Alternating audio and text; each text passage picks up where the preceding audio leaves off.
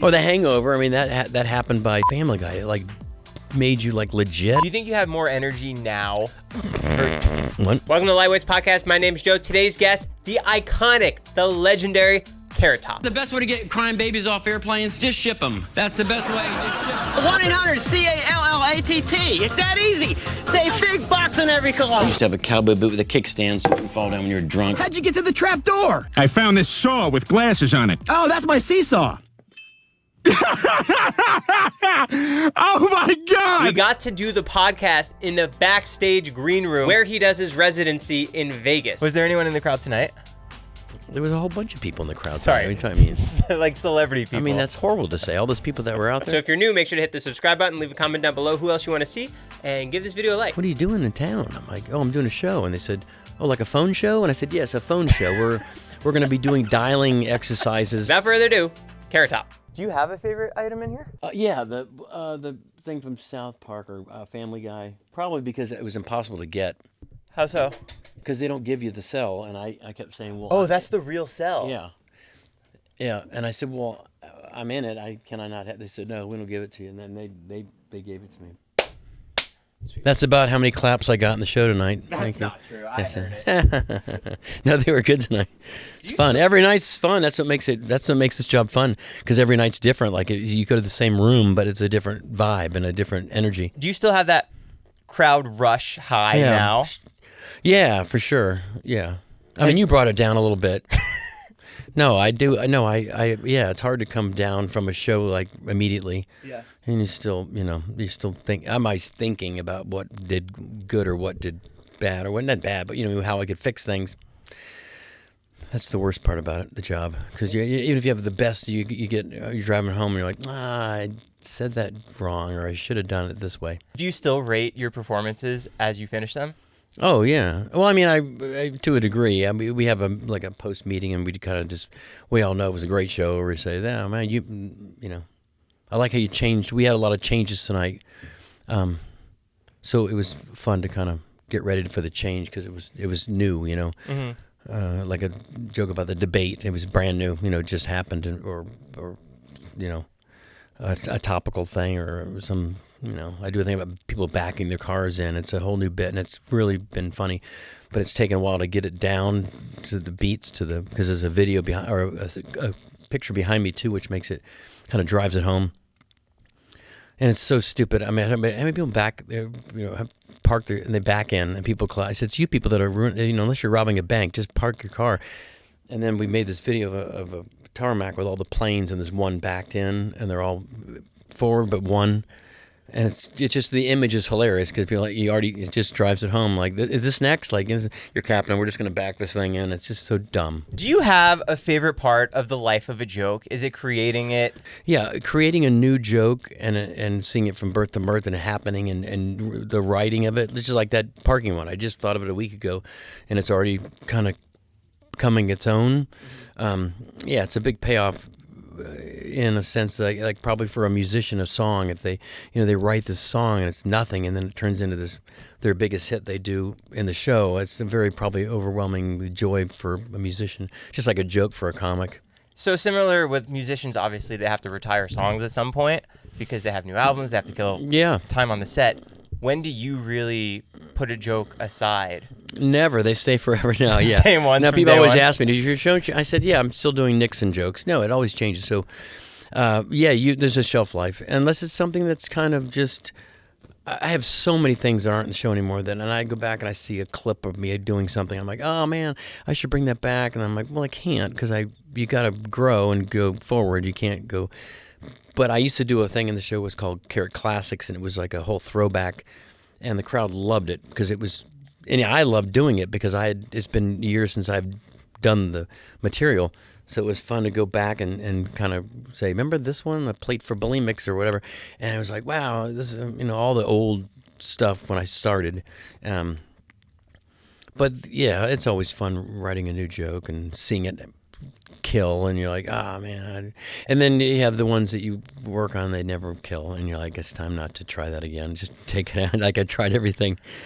I've exhausted every way to make it. Even if I'm like, this is really funny, the crowd, doesn't find it funny, and you're like, well, I guess I just don't do it anymore. Do you think you're as obsessed as you were when you first started? Oh, more. Absolutely. I think the longer you're in it, the more you want to make it better. Yeah, more better. Yeah. I mean, I cared when I was starting out, and I care probably more of the same now. It's just you have a name and a thing. You got to be good every night. You know, back then you're just, no one knows who you are, and you still want to do well, but now you're like, we're gonna go see Carrot Top. Like, yeah, better be good. And people always say that to me. Like, we were gonna come to your show, and we thought, I mean, they'll say right to me, and I'm like, oh, no, we thought it'd be like lowbrow and kind of this, but no, actually, it was really funny. I'm like, no, actually, not good. You don't know. I mean, I don't know. It's fun though. That's what makes comedy is people. You know, the things they say, it usually goes in the show. I mean, people say things that are. Some guy yelled at one night, "You're the best Reba." You know, I'm like, "Thank you." You know, and it's a staple. You know. There's one line just as I'm sitting here that killed me was when you were with Tosh, and the guy holds up the carrot, and you're like, "Fucking kill me." Yes. yeah. Well, as you can see, this room is that you can't get any more carrots. Like everyone brings me carrots, anything. You know, carrot, you name it. It's we have it here somewhere. Is there any gifts that anybody gave to you that really stick out that you really love? Because like you've been here for how long, you said? Almost 19 years, yeah. And you've had the same room. Yeah. Never been vacuumed. No, it's there's a lot of things in here. Yeah. I mean, I don't think there's just one. I mean, people give me a lot of things for my dog. I mean, they've drawn paint portraits and everything in the world. For my dog, but there's so much stuff in this room. I don't even know where to begin. I mean, I've got stuff from Rockstars. I've got Toby Keith gave me this guitar that was very nice. It's kind of a sentimental thing that it's in here every night, kind of thing. When you're going to do a filming with another comedian, yeah. Do you kind of have an idea of how it's going to go? Is it just nonstop fun, or is it just like when you did this with other comedians? It's horrid. You don't want to do. No. Like when you did the shoot with Tosh? Yeah, Tosh is a great guy. We're friends, and it was fun. Yeah, absolutely. I mean, comics are, it's fun. Yeah. You kind of beat each other to the punchline kind of thing, so it's fun, Yeah, comics, I love doing anything with comics. I mean, that's I live for it. Do you still get excited for when new stuff comes to the city here? Oh yeah, absolutely. Like, it drives the whole city. I mean, all the it's unbelievable. I've seen it grow from. I mean, this hotel was just built when I started here. I mean, it was brand new. I was at the MGM, just finished it, and now we have the Sphere, and we have hockey, and we have football, and it's unbelievable. Yeah, this town's always innovating and coming up with new. The Sphere is just one of those things you're like, what the? When stuff like that comes around, how do you feel that you have to get ahead of it to make sure people still come see you? Well, yeah. I mean, you hope so. I mean, yeah. There's a lot of things going on at the same time. Are you constantly thinking of new ways to innovate your set? Oh, absolutely. Every night. The look, the sound, everything. The show always has to evolve and change, and sometimes I'm ahead of the curve on it. It's if it's like talking about the debate tonight, that no one, half the crowd maybe didn't. They're on vacation. They didn't see it. So they in a week or so they'll probably be more tuned to it. I'm sometimes too quick for a topic in a sense, almost too quick. What excites you when something comes around here? What excites me? Well, if I get invited to it, it's always nice. Yeah. No, everything. I mean, yeah, you go to see the Rolling Stones. You get to go to the Rolling Stones, and yeah, it's tremendous fun. Does it still feel the same when you're performing here as it did 30 years ago? Yeah, absolutely. I think that's the part of the job. It's a job. It's not a job. It's a job because you have to be here. That's the only reason. It's not really, but it is a job. I always say it's a job because you have to be there. It's like you can't call in, not come in. You have to be here. And so when you're up there, I've done it so long. It's like you got to enjoy every show and every moment of the show yourself for the crowd to enjoy it. So if you're into it and having fun, even if it's a crowd that might be off of kilter, by you having fun, I forget what comic, it might have been George Carlin.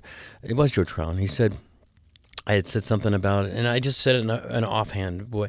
I went to see him over at MGM, and he came off stage, and I said, he said, Carrot Top. I said, yeah. He said, I started the next day after him. I was there early, before.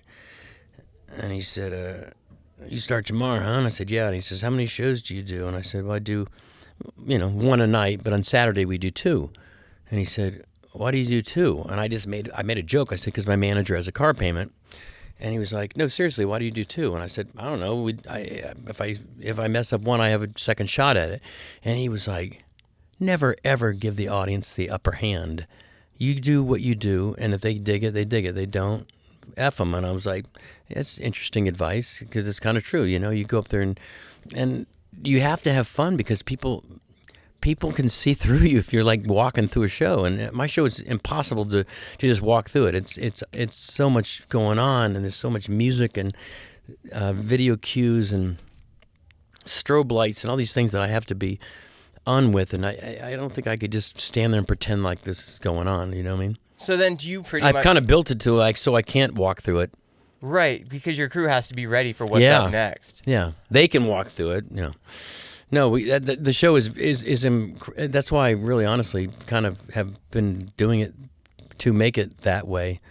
It's very intense with how many we went through how many sound cues and video cues we had, and it was unbelievable. It was like hundreds in one show. So I was like, man, and they all got to be on it, and the sound guys, up in it's crazy. So is it pretty easy for you to add a joke about the debate? Like where you want to put it? Yeah. I mean, that's funny. That's usually the hardest part of the idea is where to place it. So I already have a whole chunk about politics but it's silly. In my Trump, I just but it's and then they already laugh because I'm making fun of the fact that I can't do a good Trump. But then they all say you do a great Trump, and so they just laugh. There's a joke in the show where I do the thing about and it kills every night because it's so stupid. I said they put me up in a hotel called the La Quinta, and I said I love the La Quinta.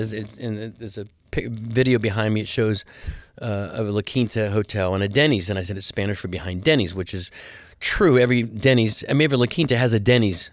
You can look that up. So I said there's got to be a joke. So I said at the La Quinta, this, Spanish for behind Denny's.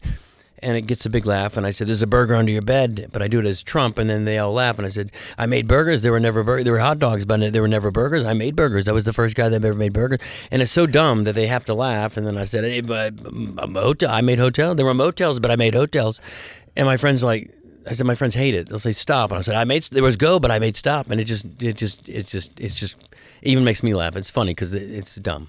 You mentioned recently that if a crowd doesn't laugh, you kind of do it a couple times. Oh, yeah, I do that a lot. But I've done that ever since day one. Right. That's like my shtick. I do it like I said, and I do it like they don't even know I'm doing it. I mean, they know I'm doing it again, but I do it like I do it the same time.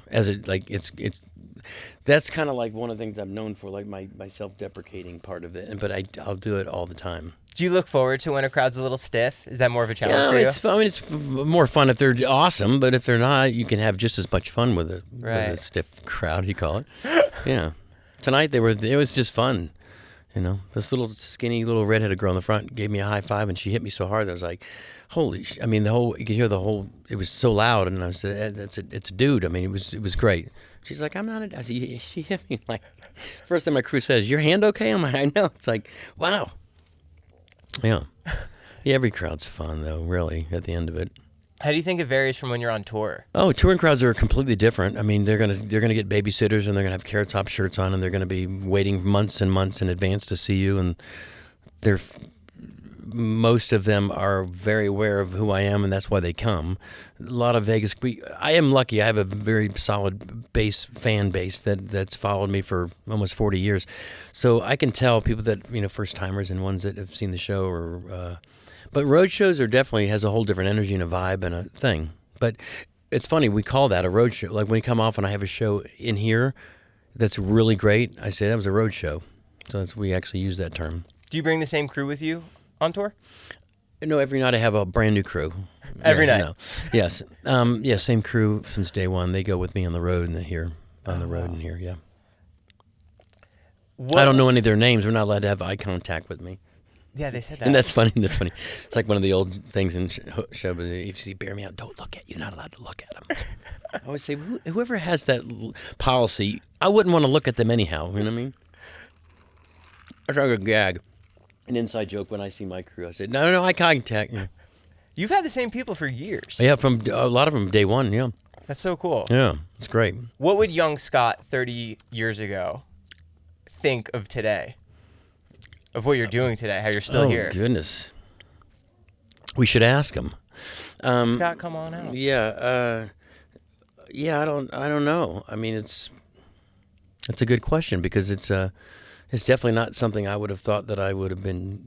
You just don't. I mean, I think of the very first time I tried to do a joke or do something, I would never have in my life thought that it would be, just. But it's funny about it. It just never stopped. Once I got into it and I was doing it, I never was like, when is it going to be over? You just keep going. And then all of a sudden now people say like, when are you going to retire? I mean, it's just a brand new question because it's hard to, you've been on the thing so long, it's kind of hard to say like, well, you've been around for a while. Like, so you can't say, yeah, like, no, but how long have you been? And then, so it's a great thing to have. Thank God I look great, keep it all young, but yeah.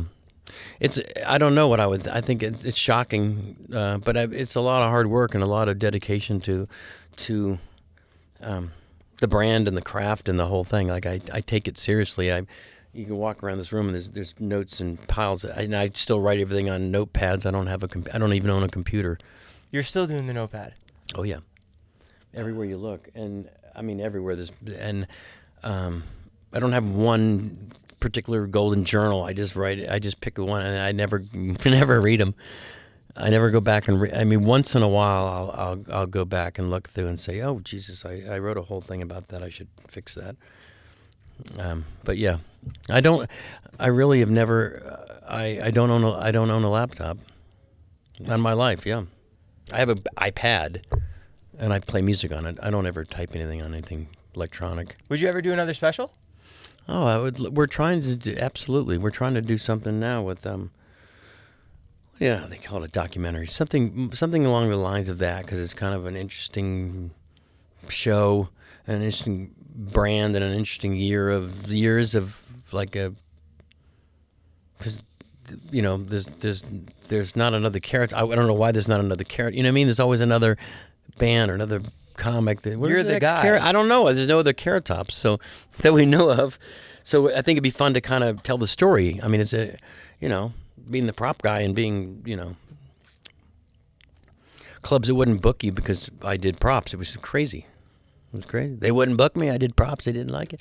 But yeah, and we just kept persevering and doing it, and then boom, and then we're here. And then Vegas was kind of I wouldn't say it was it wasn't by an accident. I mean, I was doing a show called Regis and Kathy Lee, and it was in New York, and it was a big show, but it was definitely for older, which was funny because I would do colleges and then I would do that show, and it was weirdly would work because I would do different material. I would do a college show. I wouldn't bring that on Regis. He wouldn't allow me to. So I would call them Regis jokes, and I would write specific jokes for Regis because they were like older crowds. So it would be an ice tray with a level so you wouldn't spill the water, something silly. And this guy just walks up and backstage at Regis and he says, "Man, you must kill in Vegas." And I said, "I've never played Vegas." And he said, "You never played Vegas?" And I said, "No." And he said, "You're kidding me." And I said, "No." And he said, "If I booked you in Vegas, would you do it?" And I said, "Well, of course. I'm a whore. Of course I'll do it." So the guy literally called up my guy and said, "We got Bally's wants to book you." And it was in the club. And I did, I don't know, Friday night, and it was great. Saturday night, and the guy that ran Bally says, "Oh, we want to put you in the main room." It was like 2,000 people. Now I remember thinking, I remember my opening line was, "I have more props than people," because it was just you can't. I mean, I'm nobody, and they had 2,000 seat theater, and it was horrible. I just was like, I can't, and somehow they kept bringing me. It wasn't a full residency. It was like a week. And then I'd go on the road, thank God, and get my wits about myself, and oh yeah, I'm good again, and come back to Vegas and just eat it, right? And I'm like, oh man, I'm just not the Vegas guy. And then what was the worst part about it? It was not what you got to be ready for Vegas, and I was very green. I was doing clubs and doing bong jokes, and I would kill, and then I'd go to Vegas, and they were like, this is yeah, no. So MGM said they wanted to book me at the Hollywood Theater, and it was like 300 and 700 and something seats, I think. So it was better than 3,000 people. So it was but it was MGM Grand, and I went there for I don't know. I was there 10 years, I think, in and out. And then David Copperfield wanted the room, and he's Copperfield Carrot Top. So I said, shit, I guess I'm done with Vegas. I'll go back on the road. And the Luxor called, and they said, you want to be the headliner, the main act at the Luxor. Were you hesitant of that? Oh, absolutely. I said no. Absolutely no. Because you want to go on the road? No, I didn't. That wasn't that. I was never ready for a full job responsibility of residency. I can't even spell it. I don't even know how to spell residency. So they called and they said, yes or no, and I was like, reluctantly. Looking back on it, I said, all right, I'll give it a shot for whatever. Try it out, and I don't know, it was almost 19 years, yeah. But at the first time, I was very reluctant at doing it, yeah. So would you say that was like the moment, the Regis and... Well, that was getting to Vegas, yeah. Yeah. That's what happened. That's how I got to Vegas, yeah. Was there a moment that really pushed it into pop culture? Because I feel like you've done so many appearances. There's not one moment, because that's what's funny. I've done, and that was always been, even back then, they would say, what's your demographic? And I'd say, I don't know. I did Regis, colleges, The Tonight Show, Arsenio, all these shows in the same, but all different. I had a show on the Cartoon Network, so I had like every age group. I mean, my first time hearing you was the AT&T commercial with Stephanie McMahon, and that was huge. That was world. I mean, that was nationwide, huge. But it was a backside to that. So I couldn't walk down the street. People were like, the phone guy. I mean, it was crazy. But then when I would do shows and like you pick a town, I'd be like in a mall and they'd be like, oh my God, Carrot Top, and I said, what are you doing in town? I'm like, oh, I'm doing a show, and they said, oh, like a phone show? And I said, yes, a phone show. We're going to be doing dialing exercises. They were serious too. Yeah, yeah, they were serious. So I said, yeah, it's about dialing. It's a lot of fun. Come down, and but so many people were had seen me, like kids, every age group, and kids would come up to me too. And by the way, it's a funny line. This one kid, I'll never forget it. The mom says, hey, my son wants to tell you something. And I said, what is it? And he's just a little kid. I said, what do you want to? I want to ask you. I said, what? He says, you lie in your commercials. So I said, I lie? He says, yeah, you're a liar in your commercials. So I looked at the mom, and I'm like, where do I lie in the commercial? He says, because you say dial down the center, 1-800, the one's not in the center. I'm like, fuck. That's great, right? I'm like, that is great. We need to pull the one is not in the middle. Dial down the center with one. That's not in the center. I'm like, you're right. The rest of it is. CAL is down the middle, but the one isn't. I'm like, you're good. You're gonna be a lawyer one day. Kill shit. Well, yeah, that's great. So that just brought basically that all brought these that brought different a lot. That audiences. brought a whole bunch. The AT&T thing was huge, and it would just put seats in theaters and. But it was that, and then I would do so because people said, "Well, how do you?" It was like a whole morphing of things all in the same time. So the commercials, and then I would do TV, and I would do everything. I was everywhere, almost too everywhere. Did you think that in the time you were doing too much? No, well, I said no because you had to, and I was on all the best shows. So you want to be on the Tonight Show, you want to be on the telethon with Jerry Lewis, you want to do all these things. I mean, but I was definitely on every. My comics are like, do you ever say no to anything? So, yeah, once in a while. Is it crazy? Or the Hangover. I mean, that happened by. There's another part of kind of pop culture and kind of a, whatever the word they use for national treasure kind of crap they always say. But like or a Family Guy. It was like those things that just kind of made you like Family Guy was like, oh my God, you're on Family Guy. It like made you like legit kind of thing. You could do all these shows, but like, you're on Family Guy? That means something. I'm like, yeah, it does, because I was a fan. We all were. But to be on it was kind of a cool thing. The Hangar was very interesting how that happened. I was right here, and my person, be real, came in and said, they're filming this movie called The Hangover, and they want to know if you want to be in it. And I said, okay. When are they doing it? They said, well, they're outside in the lobby. That quick? Yes. And I said, was there a script? And they said, no. So I said, well, what do they want me to do? And they said, I don't know. We're going to ask the director. So the director walked in, and he said... Todd Phillips. Yes. And he said, first of all, hey, big fan, And he said, so I'm doing this movie. We don't have a script. Here's kind of the thing. There's a part of the movie where they're going to come, and they're partying with you. And I said, okay, so what, we're just drinking? What are we doing? He's like, that's up to you. Just have fun with it. Like, what would be... So they bring all the guys in. Now, there's no one in there I know. Now I do. No one knew that. I knew Zach Galifianakis, which is a fun name to say, because I'm a comic, and I met him. He was Aspen Comedy Festival one time, and I remember... I just knew of him, and he knew of me. So they all walk in. I said, "Oh, fuck, Zach." But I don't know anybody else. Bradley, none of these people. None of these people I didn't know. They knew me. You know Bradley Cooper? Well, they all were in the thing. They all came in here, and so we're all like. And Todd Phillips says, "Okay, so what's going to be the idea?" And I said, "I don't know." I said, "We can all just have a drink." So we're all sitting around doing drinks, and then I said, "Boy, this isn't funny." I said, "Should we be doing blow?" And you could hear a pin drop. And were they waiting for you to say that? No, I just said, there was nothing on this table. I said, we should be doing, I mean, that's kind of funny, like doing blow with Carrot Top. I mean, I don't do drugs, so that would be kind of funny. And he was like, are you cool with that? And I said, yeah, I mean, it'll be funny. And so my assistant got some Sweet and Low and whatever, and we made it look like a Coke party.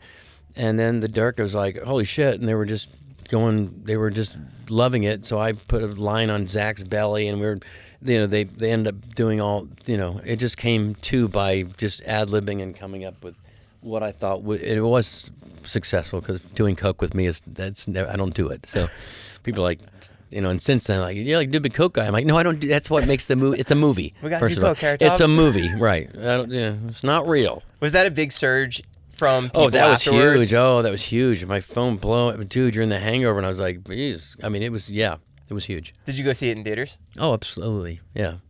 And of course, when this thing comes out, everybody's like, yeah.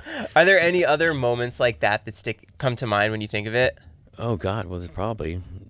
Because I know you did the scene with Robert De Niro, but it ended up being cut. Oh, yeah. That was fun. I mean, that's surreal too, right? You go to Atlanta, and I've been cut out of 3 movies that were filmed in Atlanta, so I never now agreed to any movie filming in Atlanta. It's not a joke. Where are they filming Atlanta? Yeah, I'm pass on it. But that was a big cast. I mean, Robert De Niro, Michael Douglas, Morgan Freeman, you name it, right? And yeah. I mean, after I saw the movie, I was kind of like, oh, good, I got cut, because it was a really bad movie. But I still got to, hang out with Robert De Niro for an afternoon. That was kind of fun. And he was super duper nice. Was there anything you were excited to talk to him about? He started talking about me. He said, how do you do comedy? My De Niro is the same as Trump. How do you do this every night? Michael Douglas, they all were talking about me. That was so funny, because they're the legends of thinking. They're all looking at me, and they're all like, so how do you do that every night? I'm like, how do you do that? I'm an idiot. I'm Carrot Top. Fuck, you're Robert De Niro. Stop. You do 12 months a year though. That's so crazy. That's true. But Robert De Niro probably does about 30 movies a year, so he works hard too. He's in every movie. He doesn't say no either. With you getting to do 12 months, are you just constantly thinking of those jokes nonstop? Is your brain always in comedian mode? Pretty much. Have I given you any material? Yes. No. No, you're always. That's I guess the ups and downs of being. I always compare it to music, because I'm sure songwriters are exactly the same. There's not one songwriter that's just is never thinking of a new song or a lyric to a song or a song. Just like comics are always like, oh, I'm going to, when you go to lunch with comics or dinner, whatever, or around comics, every comic does this. Someone will say something like, that's good for the I'm going to put my show, So it inspires you to, but yeah, sure, musicians are the same. Do you ever hang out with the other big staples of Vegas?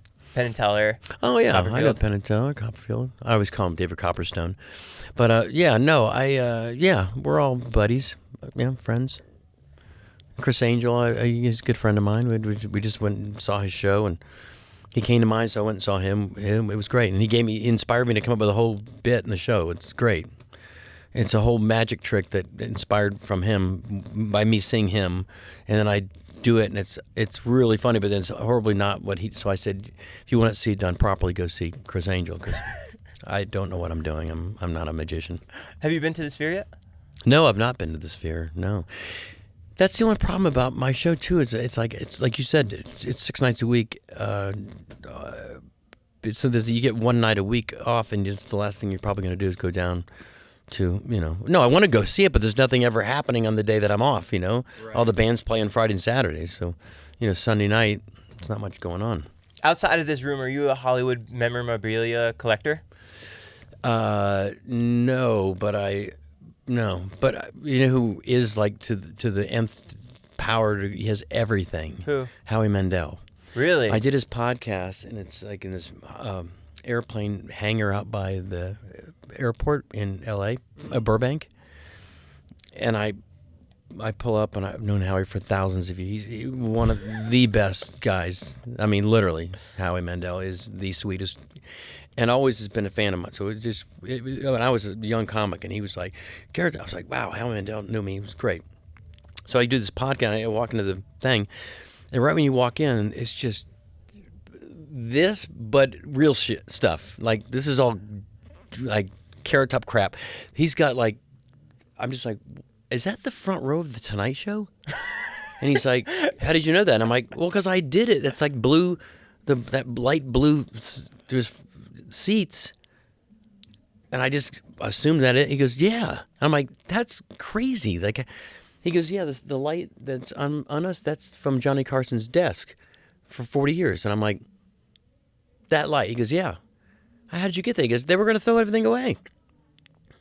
And he was there doing a show, and he said they were all hauling it out to put in the Jay Leno set. And he said, where's all this going? They said, trash. He said, can I take it? And he got a big truck, and he took everything he could get. Wow. And it's great. He's got everything.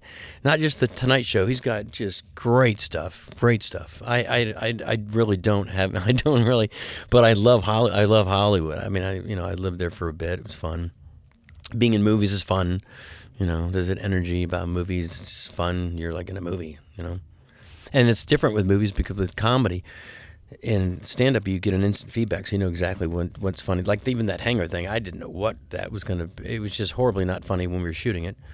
And then, like in movies, you shoot, and then a year later it comes out, and they've edited it and put it all together in a way that you hope it works.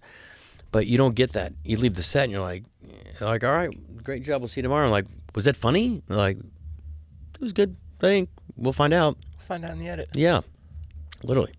There's a great special album about Gene Wilder, and it really, have you seen? It's unbelievable.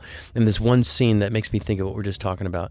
Mel Brooks had hired Gene Wilder to do the first movie that he was the producers, which was called something else at the time, and they had gone, and they had this big executive that came in to see the dailies, right? But you said the edit, so.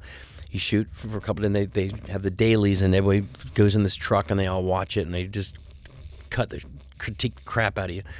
So they show Mel Brooks saying, "I bring this guy in. That he's the whole thing. The whole movie is based. This guy's money. It's him." And he shows the daily, and the guy's like, he's like, "Who is this? That's not the leading man, is it?" And he's like, "Yeah, that's the guy." And he says, "Well, first of all, fucking get rid of him." Like right now, and then start. That's not what I want. I want Burt Lancaster. I want a leading man. And here's Gene Wilder, this crazy. So he's like, Mel Brooks is like, oh fuck, what do I do? I'm not getting rid of this guy. He's brilliant. So he shot like half the movie, and when the guy came back, he said, he says, the movie's almost done. I can't get rid of him. So he went against this guy's thing, and they hated him. And then it turns out to be one of the best movies he's ever done. And of course, now all the movies, great special on him. That's it's wild. tear jerking. It's just unbelievable. Richard Pryor, all those movies they did. Oh, it just, and you never knew this true story about him. Like Silver Streak and all those movies that he did, they ad-libbed almost the whole set, the whole time. Richard Pryor and him, see no evil, hear no evil. They were just, when you watch it, you're like, man, it's just unbelievable. What's the one with where he plays the candy factory? Wonka. That whole beginning, I don't ruin it for you, but the whole he turned the whole movie down because he didn't want the opening to be him walking with a cane. And so they said, well, you're not going to not do the movie because of that. And he goes, yeah, Wonka is a child. So they said, all right. And they said action. And he comes out with a cane like he was supposed to. And then he got stuck in a cobblestone and he did a flip and he went. And they went, what the fuck is that? And he said, that's the opening. And they said, no. And they said, yeah. He did that on his own? On his own. Wow. Wait till you see the it's unbelievable. Yeah. It gives me chills. If I had hair on my legs, it would be standing up. What other stuff do you watch? Sports a lot. I don't look like I like sports. I watch a lot of like just movie. I don't ever watch anything on just normal. I've never seen an episode of Friends or even Seinfeld. As much as Seinfeld's a brilliant I never saw a Seinfeld. Never saw one. Not one. How come? Because I worked at the same time those shows would air. I was like on stage every night, Thursday night, the must-see TV and all that. I was out. My joke in my show is, say, if you're home on a Thursday night watching Friends, you don't have any. That used to be my joke. I feel like a lot of comics, maybe. I love Seinfeld. Well, people try and stay away from stuff so they don't accidentally pull that humor into their set. Yeah, sure. You have to be careful of that, too. I mean, I do a whole thing in my show about when I say Richard Pryor was a huge influence, as you can tell, similar style. And everybody laughs because it's completely not, it's not at all. But Carlin, I definitely have some Carlin in me because I studied him too much that I started doing like and things that he used to do that, and I even know I'm doing it. And I do, if there's ever someone that has Johnny Carson, and people say so much time like, hey, was Johnny Carson you having me? And I'm like, me? Carson would do this thing. I don't even know I'm doing it. He always would look over at Ed every time for a reference point. It wasn't even, he wasn't saying even to him. He would say things like, well, it was hot today, and it was hot today. It was hot today, right? I look over at my engineer sound guy on the side, but I'm not looking at him. I'm just looking at a spot. And people always say, who are you looking at? I'm like, no, nothing. I have this thing where I look over like I'm referencing somebody. I don't even know what I'm doing. It's creepy. And that's just subconsciously. That's from watching Johnny Carson all these years, and he always did that. And his hands in my pockets. And I never used to do that. Yeah, it's weird. But Johnny Carson was every comic's genius. Was there ever a conversation for a Carrot Top sitcom, or for you to star in anything? Yeah. What There's happened? been a Carrot Top everything. There was talks about doing a reality show, and I thought, Jesus, if there's anything I'm not doing, is that. What would that have been on? E. Well, that's what they wanted to do. And you turned it down? Well, no, we didn't turn it down. It just wasn't. There's nothing. I don't have any like. And they knew that. They came and they were like, Carrot Top. Wow, this is gonna be great. And I'm like, there's no drama. There's like we just do a show and we have fun. Everybody goes home. My crew's all happy and there's no drugs. There's no sex. There's no. They want So they're like, they were here. They hung up for a couple of days and 3 days, and they said, what do you do like? And I'm like, this is what I do. And they're like, yeah, we're going to hire actors then. And I said, no, I'm not having a fake crew and a fake girlfriend. No. And they said, no. And it's just not believable. And you got cameras and things and it's just, no. And they were like, yeah, I think you're right. Like Dog the Bounty Hunter it was all when that was happening. Chris Angel was doing all this, he was good for that because he dramatized it. And he had, ambulances take him away after he did a trick. Oh shit, I hope Chris is okay. But it worked for him. It wouldn't work. It wouldn't work. I'm a comic. There's no, this is it. Boring. Do you think you have more energy now? What? Do you think you have more energy now being seasoned versus when you first started? Well, I think I have pretty good energy. As people always say, like, man, you're like jumping around like a kid up there. I think I'm very lucky in a sense that I have a lot of energy, and I had a lot of it. My voice is different than I was. I mean, I watch clips of me on the Star Search, like, hey, everybody's going to be great. I'm like, God almighty, what was that? Like helium.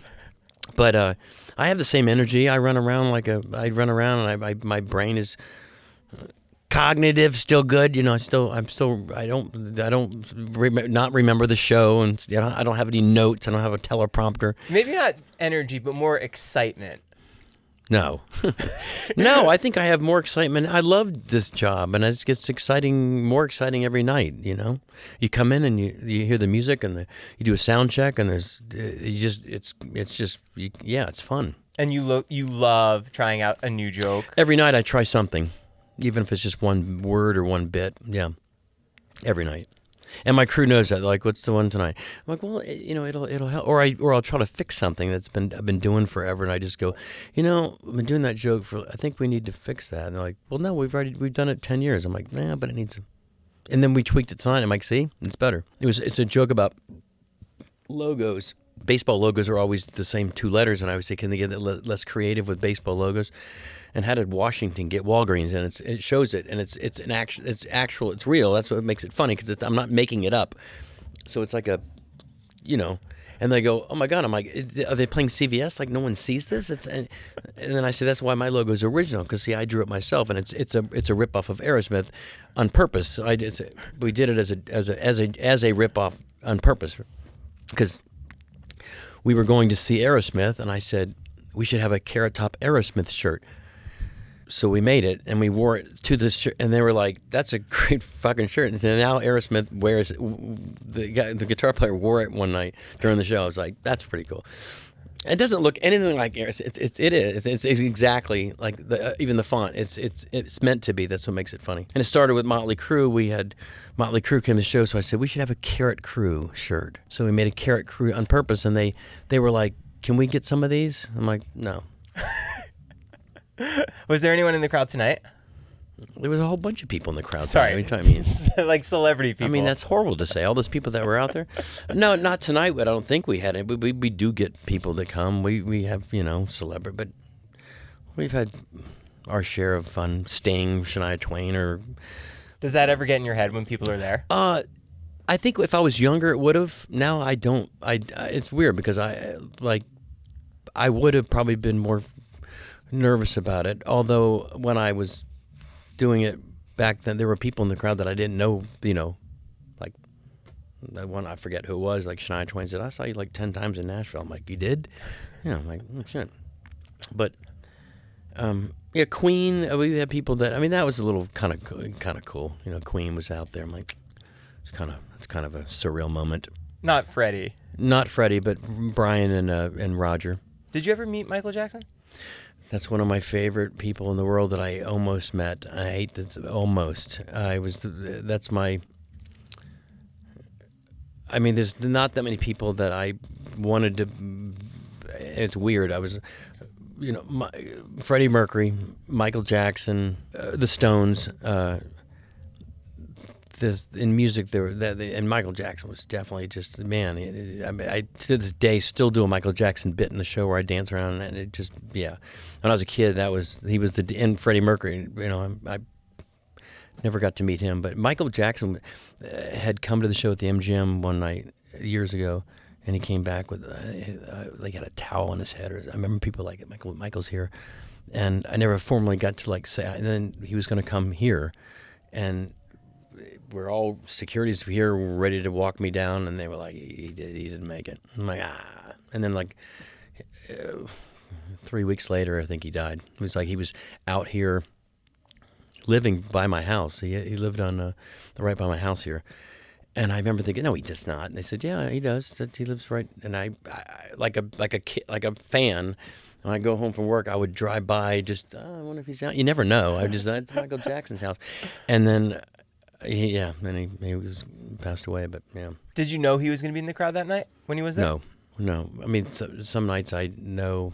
Well, most of the nights we know if they, Sting's going to be out there. They usually bring him back here first, and I say hi to them, and say you want me to not to address you, that kind of. I like to be respectful to, they might just want to enjoy the show. They don't want to say, hey, the fucking drummer from Queens here. It's like, So I usually ask them. Yeah.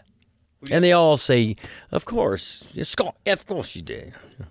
I mean, you never know in this town. People come through Vegas all the time, and you hear about it. There might have even been someone out there.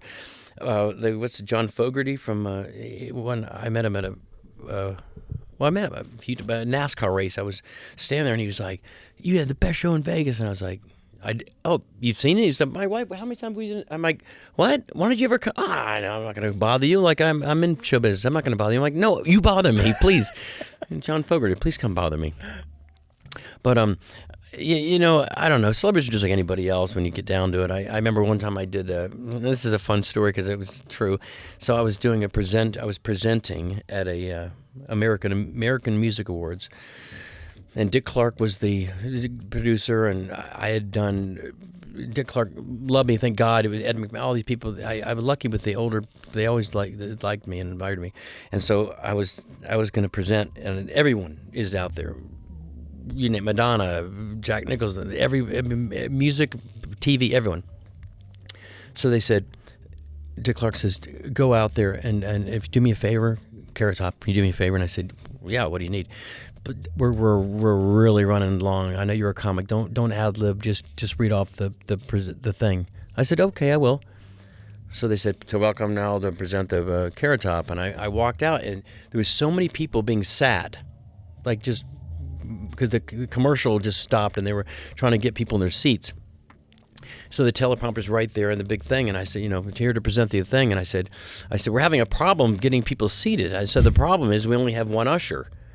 And when I say it, there's usher in the front row, and everyone, I mean, Madonna, everybody's just like laughing, and they're like, it was quick. I ad-libbed it. I said, there's the problem. There's only one usher. And I do the presenting, and I walked off, and Dick Clark's like, I said I did.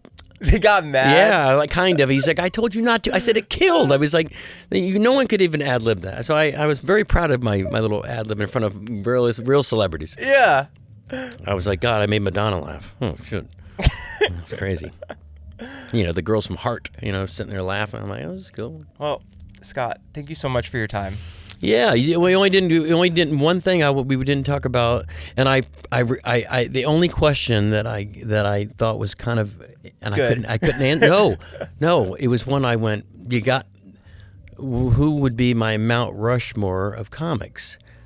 And you got me on that until I finally kind of, because I did the music one, because that's how I tried to think of the comics. I said, well, I can do music, Michael Jackson, Queen, Stones, and who? Mick Jagger? Yeah, Mick Jagger, or I was trying to think, it was the other, Elton John. So there's definitely Elton John, and I met him. He's very, very wonderful. Yeah, Elton over here. He's Elton over here. Very awesome guy. And but then I said comics. I'm like, now I'm going to be like the cliche comic, but I do at my show. So Carlin, prior, easy, right? And then someone said, I'm like, damn, then I'm stuck, because there's so many that influence me. Robin Williams. Jesus, was there anyone quicker than Robin Williams? I mean, really. But then you got Martin Short, you got Gary Shandling, you got Steve Martin, you got, it's just endless of comics. And I'm like, I'm going to end on this one, because this is something that and there's a picture of him and I up there, Billy Crystal. Now, I never, this will sound like when someone says to me, I never was a huge Billy Crystal fan. I don't know if I just missed the boat on when I was, he was on Soap and he was on all these things, but it didn't resonate with me. I don't know. It was like Robin Williams and Carlin. I don't know. It was just something. Gary Shandling. I can't laugh more when I watch him. I go to New York City, and Billy Crystal had a show on Broadway about his father. It's called 57 Sundays or something of that nature. And brilliant concept, first of all, on Broadway, and packed. And I was there, my girlfriend, it was I call my agent up and I said, I never ask for anything, but you think I could say hi to Billy Crystal? And they were like, we'll ask, So it's 2 hours and change, and then they do an intermission. And I'm like, not only do you laugh as hard as you can laugh, you're crying as hard as you can cry, right? And then he says, we're going to be right back. And I'm like, you're kidding. The lights come up, everybody walks out, and I'm like, everyone's just like, it's never seen something like this in my life. Then he comes back out and does another hour and change, and it's just fucking brilliant. And you're laughing and crying, and he's talking about these stories with his father, and my girlfriend says, "Oh, that's funny. He just did it. He just did a Carrot Top." And I said, "Very funny." She noticed, like, I have kind of people have always said I should have a show, take it to Broadway, because I have like these little sound effects that'll give you a knock at the door, which I stole from Broadway, And then he comes to the door, or ding dong, and he would do that, and I'm like, wait, he probably fucking did that. I'm the idiot that probably stole that from. So it's over, and I'm like, fuck. And all of a sudden this lady walks over and she's like, "You want to come with me?" And I was like, "Am I meeting Billy Crystal?" And she says, "Yeah, if that's okay." I'm like, "Is it okay?" And they take me back, and he's sitting there all by himself with like just literally like a cup of water, not even a notebook, and he just says, "Hey," and there's a picture right up there, and I said, "Okay, fuck you." And he says, "What?" I said, I'm retired. I'm getting out of. I'm not in comedy. I don't even know what I'm in." He's like, "What are you talking about?" I'm like, "What you just did. How do you do that?" And he's like, "I do it every night." I'm like, "No, how do you do that? How do you get an audience to laugh and cry that hard and that genuine?" And he said, "You do the same." I said, "No, my crowd cries. They're pissed off. I make them cry because they got ripped off. You really," and he's like, "Oh, that's sweet of you." I'm like, "No, I'm not trying to be sweet. I'm saying I'm not even in comedy." And he's like, "You're in comedy." And he says, "You know what I do?" And I said, "No." He says, "I just tell the truth." And I said, it works. And so I started kind of doing that in my act. I started telling stories, and I started just being everything that I tell in the show. I tell them more than once. I said, "This is all real. This all happened." And when I tell it, they're like, sometimes they don't believe me, and then I tell it, and then they go, "Wow." And I'm like, "Yeah, no, it's kind of a fun," and Billy Crystal brought that out of me. So he's on your Mount Rushmore? Maybe so, yeah. Which wouldn't be normally, but he did so much in that one night. So probably Billy Crystal, which is, yeah. That's so cool. There's so many comics, though. God, Eddie Murphy. I just, there's just too many to mention, right? And I didn't, like people say, what about, the first guy besides Carl that, broke the barriers? And I'm like, I was too young. I didn't see Lenny Bruce. I didn't know of him, But I knew of Sid Caesar, I knew of Buddy Hackett, because they were on The Tonight Show, As a little kid, I'd see Johnny Carson with Buddy Hackett and Don Rickles. Fuck, there you go. There's another one. You got to put him like there's a great Rushmore. No one's done this, I bet. You do the Mount Rushmore, and you have the one photo bombing him behind him. That would be. I wonder if everyone done that. That's funny. I'm gonna do that. You do a Mount Rushmore, and you have the one guy behind him photo bombing, and that would be Carlin. I mean, no one has done what he ever did, right? No. Don Rickles was genius, and no one's ever been. There's not a new Don. Who's the new Don? There's no. I mean, these people in Comedy Central that do the roast, they try to do, but they're not Rickles. He could do it without cursing. He would do it without really going at you. He would just, man. Yeah, Don Rickles. And I got to do a movie with him, and I hung out with him for a whole month. How was that? It was unbelievable. Yeah, Dennis the Menace. Who would know, right? And every day he would walk in the makeup trail, and he says, "You still in this?" And I said, "Yes, I'm still in the movie. Yes, unfortunately, Don." Brilliant. Do you look forward to the roasts when they come out? I've been on a few, yeah. I did Flavor Flavs. I did Gene Simmons. I've done. Yeah, I don't watch them now as much as I don't know. Did you see the Tom Brady one? No, I didn't see it, but I plan on seeing it. It wasn't like, oh, I'm going to see this, but Yeah, they're. I heard it was great. I mean, people really, really were like, "Wow, it's great," but I just haven't seen it. I was watching Gene Wilder movie instead. I was like, "This is more my speed." Yeah. But I love watching comedy. But I should probably check that one out. Thank you so much for your time. Thank you. You're rocking. Thanks for being here. Your career really is so impressive. Oh, that's very it's sweet. so cool that just everything. So thank you so much. Thank you. Appreciate that. All your people watching too. Thanks for staying up late. It's late for me. Everyone come see Carrot Top at the Luxor. Yeah, I'm going. Yeah. Thank you so much. Thank you, buddy. My weight's out. Cool. Thank you so much. You're so welcome. That was really fun.